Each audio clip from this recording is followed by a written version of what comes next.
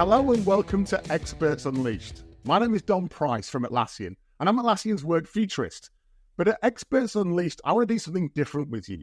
I want to bring experts from their field to you.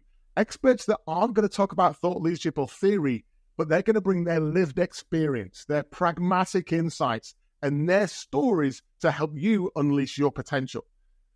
So the format of this show is incredibly simple. It's all based on three things. Every single session we do with an expert and Experts Unleashed, we're going to have three chapters, three core things that they are famous for, where we go through the theory, we go through the practice, and we get them to share one insight that you can try.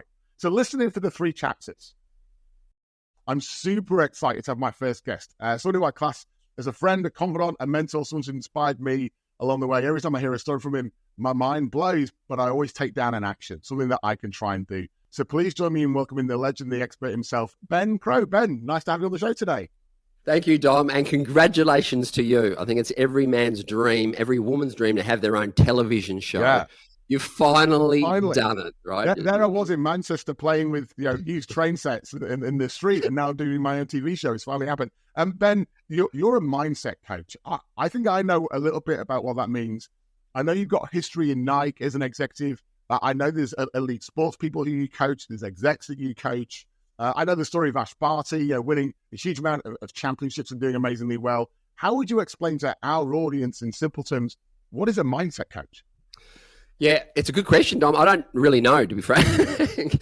That label kind of just took off. I kind of call myself a professional mentor for athletes or teams or executive teams or CEOs. But leadership coach, life coach, mindset coach. I guess what clicks, the category hasn't probably been defined. That's probably one interesting insight, right, in terms of how distracted we are from our mind. But the work I do, I guess, just helps someone with their mindset on the field in a professional sense, with their perspective off the field in a personal sense, to find that balance between confidence and happiness or achievement with fulfillment. It's kind of separating the human being from the human doing and take more agency and control back on your life, but also identify where you might be getting distracted in your mind and for very different reasons, and kind of just give you that clarity of thought to go out and compete, have fun and play.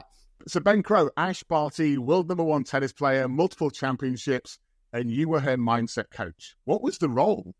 Really just to identify where she was getting distracted on the field in terms of, I guess, performance confidence or performance anxiety, with off the field, not attaching her self-worth to whether she wins or loses a game of tennis. Yeah. Realize that playing tennis is what she does. It's not who she is. And she can find that unconditional sense of self. Yeah. She can separate the person from the persona and separate goals from expectations. Yes. And when you can do those two things, you create this freedom to just compete, have fun, and play. If you want a formula, it's A plus B equals C, right? Acceptance plus belief equals confidence. Then plus belief equals confidence. Yeah. If you're into algorithms, it's A plus B equals C, right? So then the performance confidence aspect of it is learning to do three things. Learning to accept the things we can't control. Yeah. And focus back on the things we can control and the best version of you, right? Most of us don't know what those three things are. So we kind of go, what are all the things I can't control? That by wanting to control them will cause anxiety or stress or pressure. And typically it's expectation of outcome or expectation of others. I mean, there's so many more, right? It could be focusing on the weather, the conditions. They seem quite profound, right? The expectation of others is this weight that lives rent-free in your head. And in the physical sense, if that's in there and distracting you, you're not going to perform physically. 100%. Yeah, it's an epidemic of worldwide proportions right now. I mean, there's books written on FOPO, fear of other people's opinions and so forth. This constant craving of recognition that there's two needs, Dom, that every human on the world has. One is the need for attachment. Yep. The second one is the need for authenticity. Yeah. The first one is the need that I'm worthy of love and belonging and connection and, attachment, right? Yeah. And the second one is the courage to be me and live a life true to myself. If you have that first need met, you're operating from a place of unconditional love. You don't need to win a game of tennis to validate you, right? And then if you've got the second one met, you're operating from a place of courage, the courage to be me and live a life true to myself. Now, unfortunately, attachment trumps authenticity. So if you or I don't believe that we're worthy of love or belonging or connection, we'll go through our whole lives searching for it, and craving recognition, or thinking if I achieve something, if I get some kind of corporate status or social status. Like a substitute drug. Correct. That will be the substitute. And what happens is two things. First and foremost, we so often cut ourselves short in life or love or relationships, constantly, believing you need to. That's effectively what imposter syndrome is, right? Constantly believing I'm not worthy to be as a tennis player. I'm not worthy of that relationship. I'm not worthy of that promotion that I just got. I don't deserve it. Voice in your head. Exactly. And the second one is you go after what you want as a substitute for who you are. And that's what's happening today. We believe if we get that promotion, then we'll be enough, right? Then we'll be validated, or that craving of recognition. Then it's a false horizon. The minute you've made that expectation, you've undone all the goodness, right? You've undone the validity of getting that mindset right. Ben, I want to come back to you. One of the exercises I do with a lot of executives is my user manual. One of the common themes from leaders is, how do I build better connection with other people that I work with, my peers and the network of people around me? And the first exercise I always recommend is the My User Manual. TVs come with a user manual, but when you hire a human, we don't come with user manuals. So as an exercise, when we write down my user manual, we can share ideas of what gives me balance, what am I proud of, what are my values, how do I like feedback, and how do I best communicate? When you write down your user manual, you understand more about how you work, but you also get to listen to others about how they work. And when you do that, you can build genuine connection and cohesion as a team of leaders. You actually learn to be force multipliers and work better together. But what I wanted to talk about was balance, the one I picked for you. Talk to us how do you find balance? I know you spend a lot of time helping others, but when you're you go through your own stuff, right? When you're going through your own stuff, where do you get that anchor that just brings you back down and resets you? Yeah. By the way, I absolutely love your user manual, and I've been using it a lot, as you know, so I probably owe you commissions for helping me with my own team along the journey. For me, balance, especially when I'm stressed, a big one for me is just self-compassion. Compassion is incredibly powerful. Like just cutting myself some slack. I remember, Missy Higgins, the musician, during COVID, we caught up and she was going through a tough time. One of her self-compassion mantras is, screw it, I'm a good person, I'm doing the best job that I can. Yeah. And she might have said, it, but we'll go with screw it. Right? And I've borrowed that and I've used that myself. And it's so powerful just to, be kinder and gentler to yourself. Find that balance again. For me, family is always, more Ben Crowe than Mojo Crowe. Yeah. And family and friends and having a belly laugh and playing and not taking my life so seriously, not taking myself so seriously is really, really important for me to find. It's a good reframe. Because so my twins are 18 months old, right? So if ever the head gets noisy and too much is going on, if I go to the park with them for an hour, everything's fine because they are running around aimlessly, giggling, laughing, climbing, like everything's an adventure for them. And it just sort of brings everything back to earth. It's like, it's all good. One of the things I was curious about, and how have you got better over time at getting the signals earlier that you feel like you're going down that path and pulling back? Yeah, kind of catching myself. Yeah. I've got pretty good at identifying. I mean, your body doesn't lie, Dom. So whenever you're feeling stressed or anxious, your body's not going to lie. Yeah. You're actually going to feel it. So being able to have that self-awareness, I guess, to catch yourself and going, why am I feeling stressed now? Why am I feeling tight of breath now? What story am I telling myself? Yes. And it's typically expectations of others, right? Or expectations of outcome, or not feeling like you don't want to let someone down. So getting back to staying in my lane in terms of, who I am or my purpose is or what my values are. So just catching yourself. Yeah. And whenever you feel tight, right, it's what mantra that can bring yourself back. Yeah. Right? And mantras are incredibly powerful because we are the stories we tell ourselves. Yes. About ourselves, right? So in real time, in any situation of the day, Dom, you're going to tell yourself one of two stories. Either I'm enough or I'm not enough, or I've got this or I haven't got this. And it happens in a blink of an eye. It might have happened to both of us as soon as we started recording. Yeah. Right? So it's really important to identify, well, first and foremost, when I show up, why is it? Do I go to silence or violence? Yeah. When does it happen is the second one. Is it when I walk in a room, I feel like I'm being judged, or I feel like people... Yeah. What's the environment that triggers that response? Yeah, exactly. Yeah. Typically, it's when I feel like I can't do something, or I feel like I'm losing control of a situation, or I feel like people are judging me. And then the third one is, okay, well, the next time that happens, what can I say to myself in real time to own my story and go tall, not small? And it could Yeah, be as yeah, yeah. simple as I'm a warrior, not a warrior, or I'm imperfect, but screw it, I'm a good Yeah, person, I've got something to say. yeah. Right? It is just reminding yourself, I got this. I mean, mine is, it's funny. I've got my in-laws here right now, and they're both warriors, right? But it's funny. Every now and then something happens. I'm like, no one died, which is silly. Yeah, But I'm like, we didn't turn the dishwasher on last night. It's fine.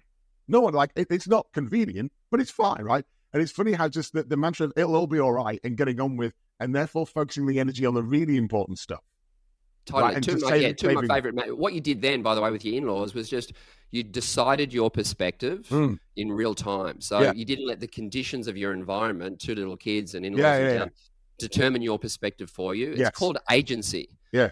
Most of us don't realize we've got that power No. to decide how we interpret the events of our life in real time, right? So that alone as a realization is quite powerful. Like even if you deep down don't believe you've got it, just believing that it's on you, like acknowledging that it's essentially within your control and influence is a great start.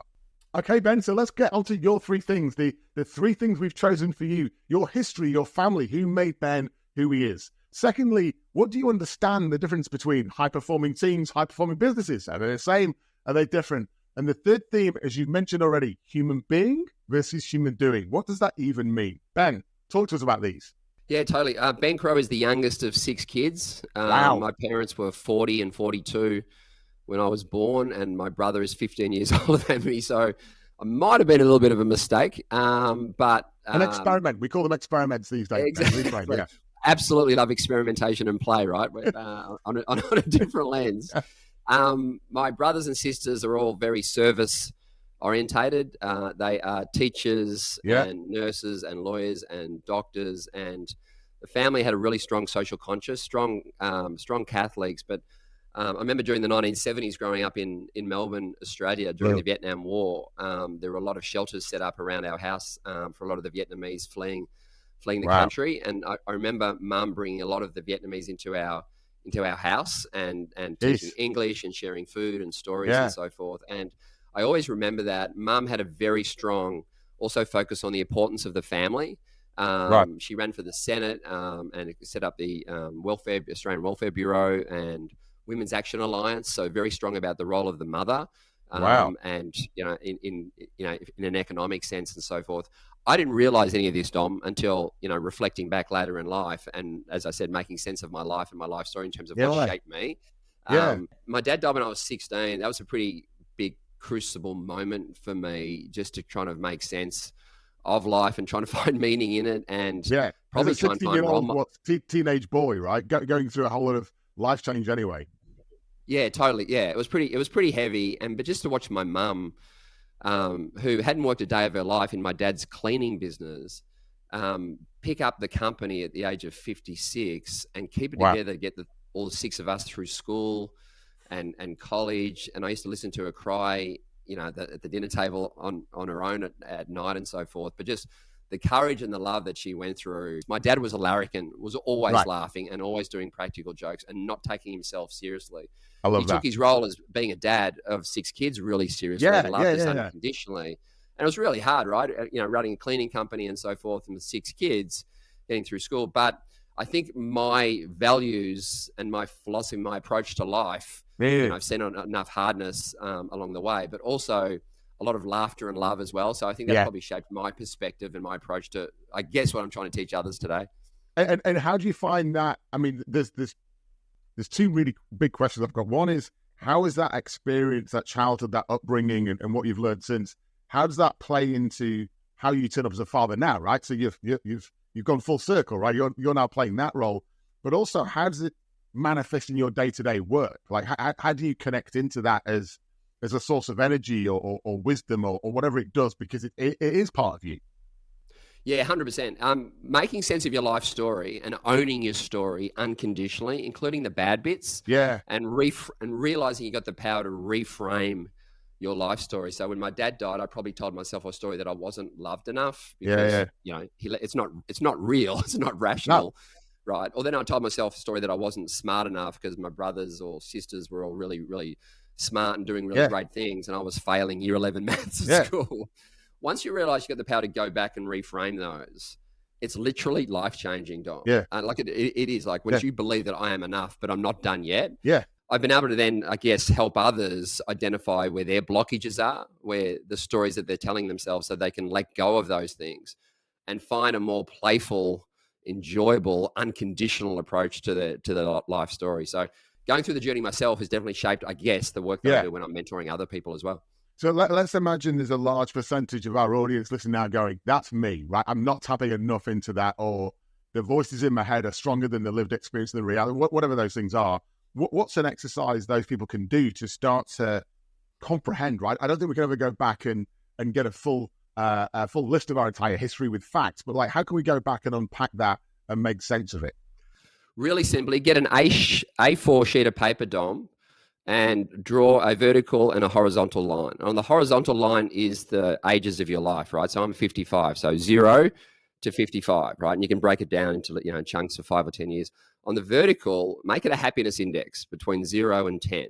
Yeah. So call it a happiness index or a life index, whatever. And then just spend 10, 15 minutes plotting all the significant crucible moments in your life, good and bad, right? And plot them on the happiness index out of 10.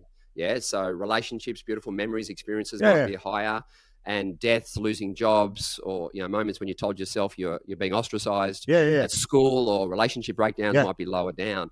You do that exercise for 10, 15 minutes, and then you observe it and then identify, okay, with the lowest, when the troughs, what did you learn from those things?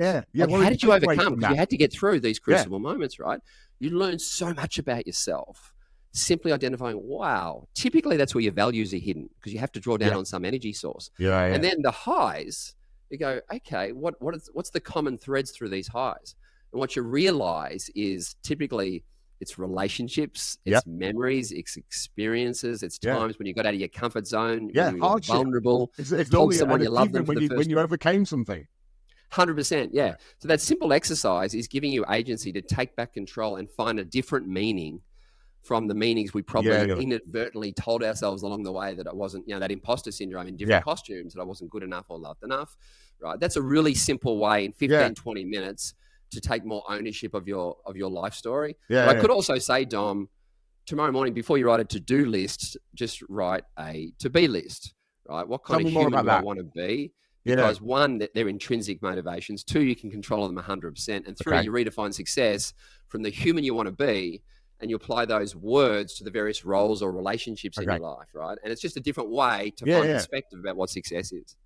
So to do is a set of tasks, which is like, whatever, it's transactional, right? Whereas to be is, I want to be more present with the kids, right, while they're awake. I want to be right, and that's within my control. Correct. I mean, we're called human beings. We're not human doings. I mean, it's called well-being, not well-doing. But I think we've just lost that art form along the way. So just get back to basics. And unfortunately, this is not taught at school either, because it is up until grade 3, right? Up until grade 3 in most countries around the world, people learn for the pure joy of learning, right? They're in what's called the flow state. Sense of agency, they're learning about colors, they're learning about the country, they're learning about shapes, they're learning about numbers and so forth, right? It's intrinsic. It's called mastery orientation, which is the third element of getting into flow. Right? Typically, when it hits grade 3, they introduce grading. And we go from mastery orientation to ego orientation. Because suddenly my parents are interested in my grades. Suddenly I'm no longer in that class. I'm in that class. I'm not in that team. Are you good or are you bad? Correct. Yeah. And once we go extrinsic, we're getting into areas that we can't control. And it's when we start comparing ourselves. And then you overlay that with where the world is today, with reality TV, materialism, money, social media, whatever. That's unfortunately the dynamic that we're seeing today. Hence the amount of distraction and getting out of our lane. I just want to change gear. You work a lot with elite sports, and I know you work with executives as well. I sometimes get a little bit pissed off when someone goes, hey, we want to get better as a business team, so let's look at this random sports achievement and try and mirror it across. How do you think about elite performance, and what are the differences between when you think about that in the sports team environment? I consider Ash Party to be a team, right? So there's many people working together, or whoever else you work with. And is that different to working in the traditional sort of business world? The principles are identical. Obviously, the nuances are different in terms of, if you fail in front of a couple of million people, in terms of, failing a presentation in your office. But the principles of performance are the same. just like the principles of being a successful team are exactly the same, right? So if I think of any successful team, whether it's Atlassian or the All Blacks, they're all purpose-driven at the top, they're values-based at the bottom, and they're performance-focused. I never actually use the term high performance. I don't even know what it means because I've never used the word low performance, right? Yes. I talk about performance mindset in the same way I talk about purpose mindset as well. So, but if you think about it, the number one reason anyone goes to work is to play. Yeah. So I'm glad you've used that word, because you used that word with me a few months ago and nearly broke me. We was over a glass of wine and we were chatting about it, and I just had one of those like pause moments, and you expanded on it. So I'm glad it happened organically. Talk to us about play. Okay. Well, I'll talk about the top 3 reasons anyone goes to work, or me or anyone else, right? Is play is the first one, because that directly affects the work itself. Yeah. Right. We don't call it a play. If I'm a heart surgeon, I don't call it play, but I'm absolutely getting into the flow state, right? Which is an element of flow. In the same way that if I'm a lawyer or so forth, I'm a marketer, whatever it is, I'm a technician. We're in the play state. We're tapping into curiosity and experimentation and problem solving. We're solving the puzzle. Yeah. Yes. We want to compete. We want to have fun where we can by being in the flow state, right? But it's play. Well, obviously, if I'm playing sport, I'm also in the play state. It's more natural. And the opposite, there's a school of thought, Dom, and I've just got back from the US doing a roadshow of these play masterclasses, and it is extraordinary, right, how much pressure we're putting on ourselves and can easily remove that economic or emotional pressure with the play state. There's a school of thought that there's only 2 emotions in life, love and fear. And every other emotion is a derivative of one of those 2 things. Excited confidence is love, anxiety, stress is fear, right? Yes. I'd also suggest that in a work sense, professional sense, there's only 2 states. There's the play state and then there's the fear state. Because the opposite of play, I think what you're getting at is when I said the opposite of play is not work. The opposite of play is fear. Yes. And we are so fearful today. I completely froze.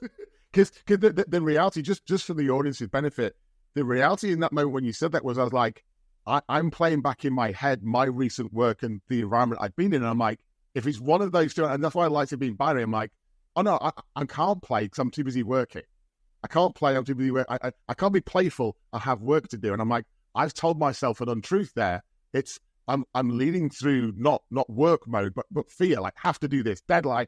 And that creates this, like, I like your phrase, Bill, high performance, right? Suddenly you're like, I've got to crack the whip. I'm trying to achieve this fictitious thing called high performance, right? That narrative in my head got broken in that moment. I'm like, by removing the play, I've actually reduced my chance of success.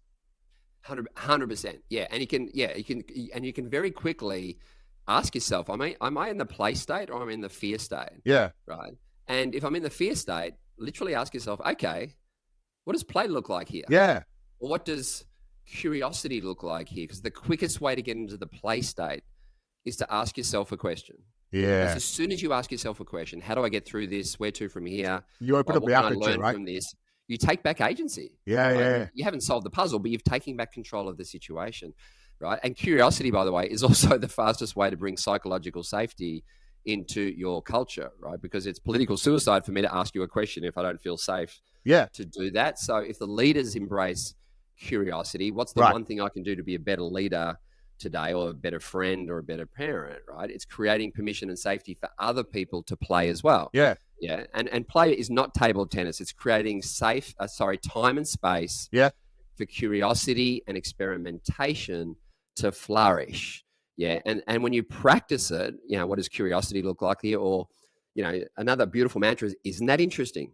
Isn't that interesting? Isn't that interesting? So when you tap into play, maybe even what if, like just saying what if is an incredibly powerful. Mainly we say what if from our bad wolf, like what if I screw this up? What if I fail? What if I can't do this? But if you start to apply what if from your good wolf, hang on a sec, what if I'm wrong? What if I can do this? And what if it all works out? Yeah. Right? For Nike, it was like, what if we made a black basketball shoe with red on it and we paid all the fines from Michael Jordan and we called it Air Jordan, right? Yeah. Or what if we had breakfast at lunchtime and created the muesli bar? Yeah. So when you start to use what if, and it's incredible what can come from a playful sense. And I mean, I honestly think that you're one of the masters of play, Dom, and Atlassian in particular, right? So I just feel like globally now, because of this emotional pressure that's leaking into culture, right? Transferring expectations onto others, or comparing or judging or bullying, or economic pressure, because we're so obsessed with results and winning and growth that we've forgotten the process to win. So understanding where that pressure comes from. And the other thing that's blown, we're trying to get out into the education system as much as professional teams. But I told a few athletes last week in the US, I said, you realize that pressure doesn't exist as a construct in the mind unless you're focusing on something you can't control, but want to control it. And then I guarantee you'll feel pressure or stress or worry. Well, some of them burst out laughing. Some of them start tearing up. It's oh my God. Yeah, it doesn't exist unless I'm focusing on uncontrollable. And typically it's expectations of others, Dom. So if we can just get back into our lane and focus on what we can control, pressure is replaced.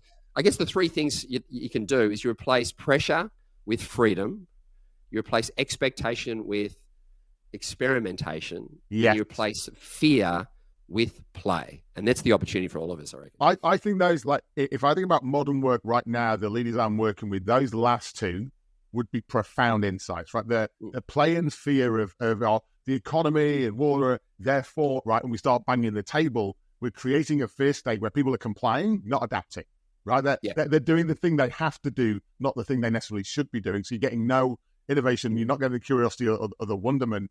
And I think that the expectation is so clear and so easy to attach to that you can point at it and do that, but you do so at the detriment of how you actually work together, right? So, you know, if I think about some of the organizations I'm working with, you know, we want to be more innovative, we want to be adaptive, we want to do all these things, and here's the process, and it's so religious and so structured. You're like, all people are going to do is do that. You've made it so they get punished for wonderment, they get punished for experimentation, but they get rewarded for complying.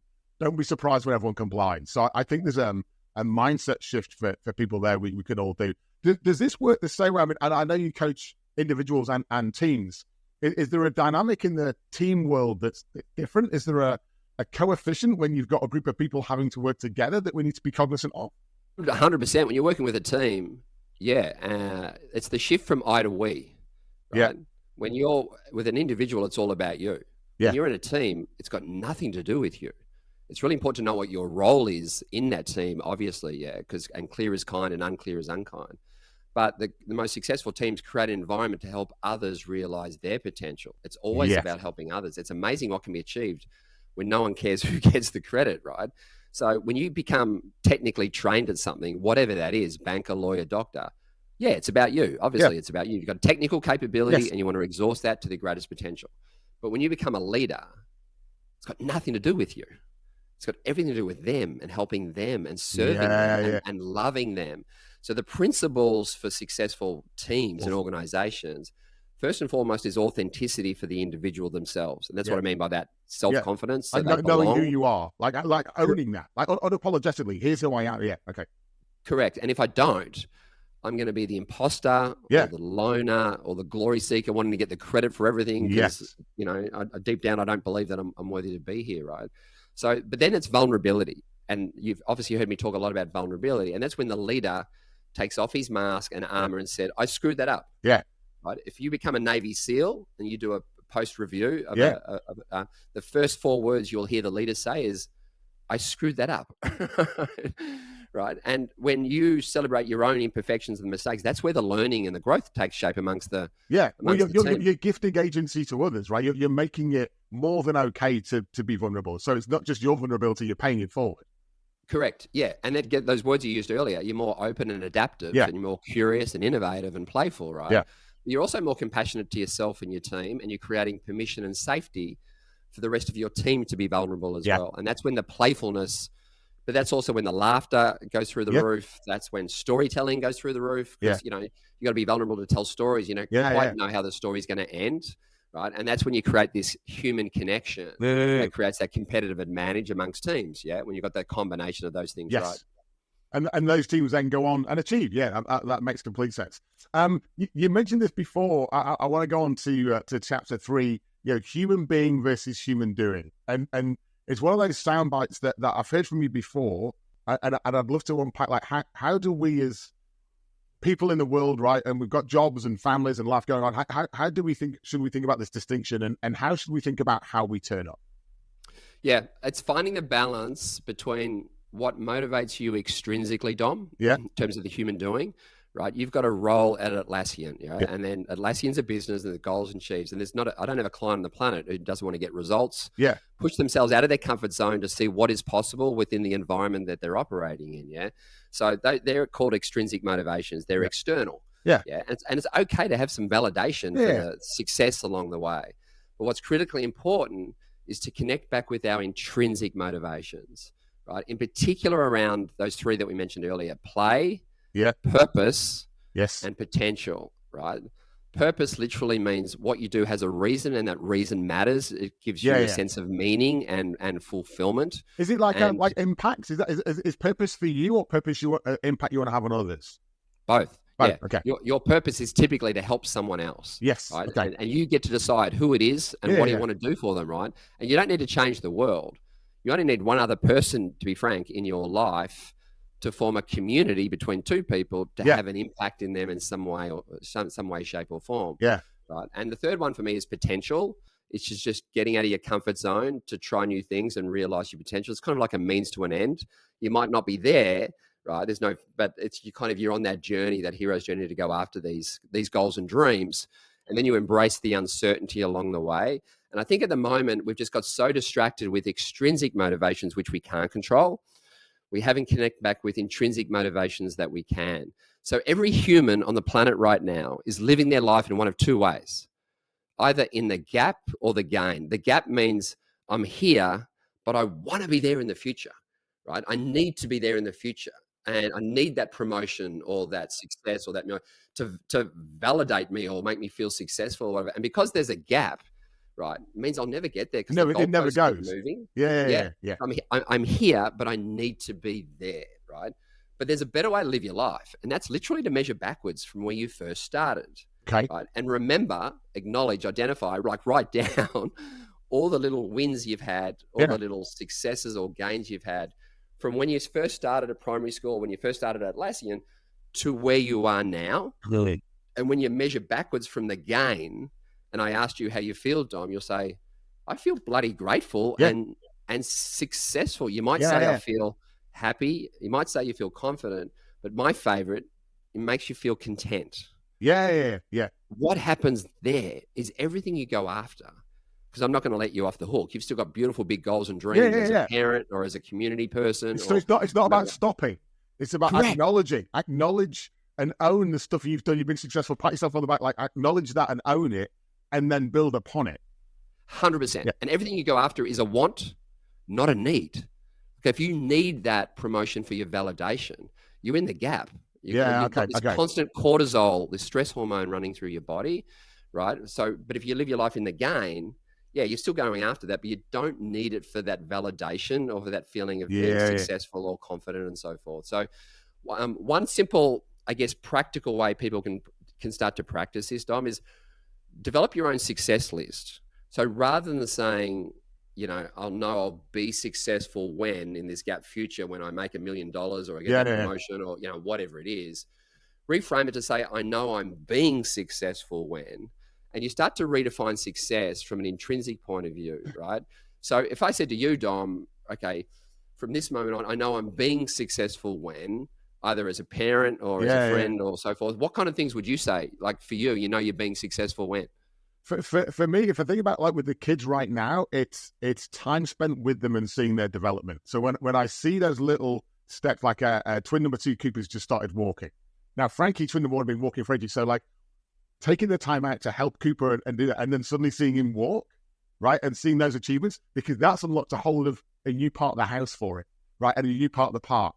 And then seeing him find that new part of the park and explore again is like, holy like, dude, and the sheer wonderment on their faces as they discover a new climbing frame, which to me just looks like a bit of wood, but to them is the biggest, boldest, most wonderment thing in the world. And it's funny how it goes full circle. It's a great nudge for me to go, appreciate more of what's around you in this moment, right? So I set my goal a while ago about being more present, and and when the kids came along, I'm like, what does present mean for me? How do I be a good dad, a good boyfriend or now, future husband, a good friend, right? And a good partner, and a good, like, listed off all those things. I'm like, that doesn't fit into 24 hours. But it was false expectations I was layering on. I'm like, I was never going to survive. And so I would say about when the kids were about 3 months old, I felt like I was mediocre at everything.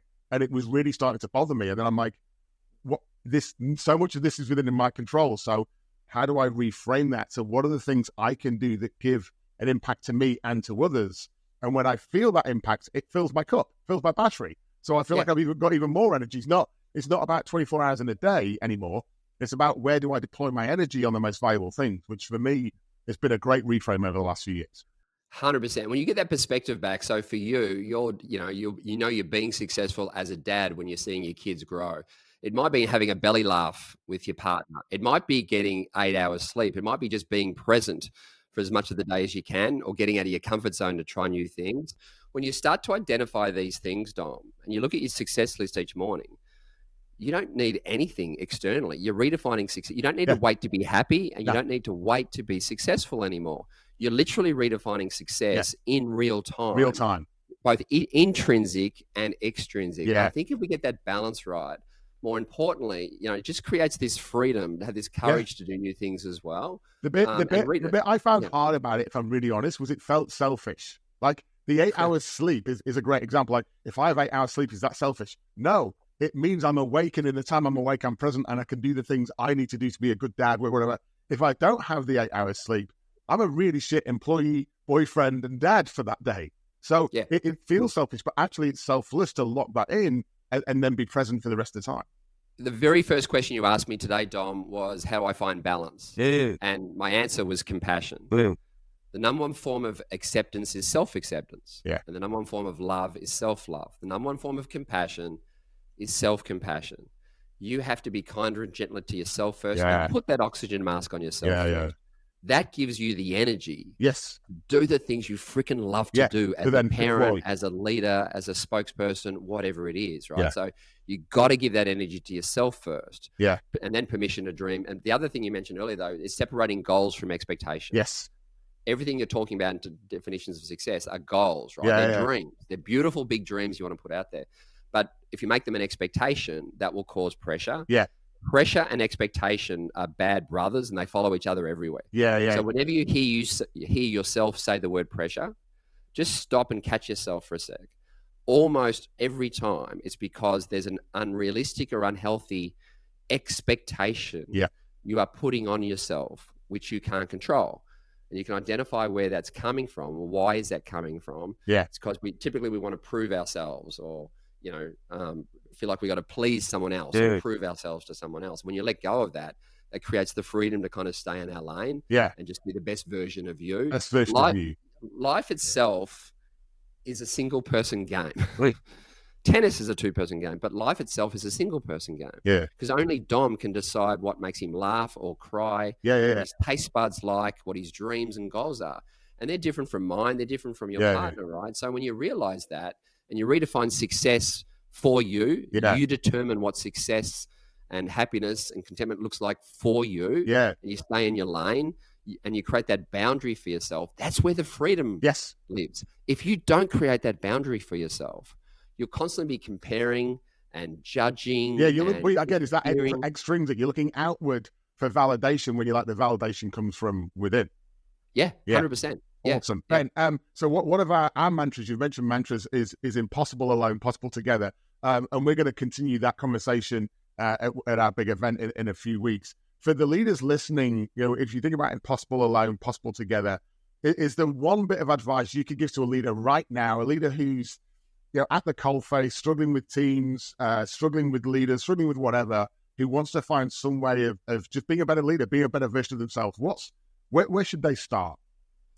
Well, my definition of leadership is also the same definition of purpose, which is to create an environment to help others realize their potential. So it's create for others, like the environment and for others. So once you realize that, Dom, that it's not about you, you lose ego, and you lose fear. So thank God I don't have to have the answers. Not everyone's looking at me for the answers at all. Yeah. They're looking at me to help create structure and attitudinal environment to help others. So you're encouraging and helping and, being the best version to help someone else along the way. I feel like there's got to be a stake in the ground when you get promoted to leadership that, okay, from this moment on, you're no longer David Webb, you're now Jason Bourne. From this moment on, you're no longer a technology-based trained doctor, lawyer, whatever. You're now a leader. You're a courageous Jason Bourne leader whose whole job is to save however you define what your world is. And you realize that. That's the number one reason why people fear public speaking, Dom, is also the number one mistake with leadership. Right? The reason why people fear public speaking is they think it's about them. They get up on stage and there's a spotlight. But once you realize when you get on stage that it's got nothing to do with me. It's got everything to do with the audience. And if I can educate or inspire one person in the audience, it's a win. That's a win. That's success, right? It's a gift. It's actually a gift. 100%. So you take the pressure off yourself thinking leadership is about you. It's not, right? No one can do that. So it's the environment, the environment you create and how you impact others. I love that. Ben, as a thank you for your time and for every future guest time, we're doing a $500 donation to charity. Can you just mention what the charity is and why you picked them, please?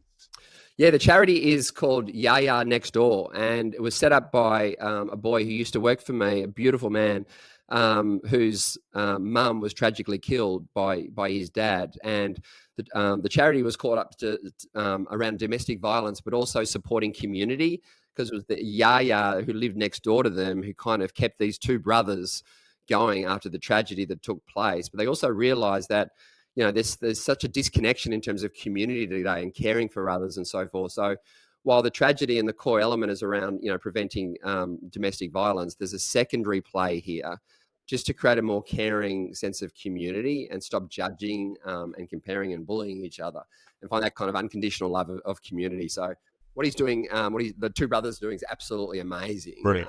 And we're doing whatever we can to support him as well. Awesome. A great cause. $500 going from us to them. And thank you again.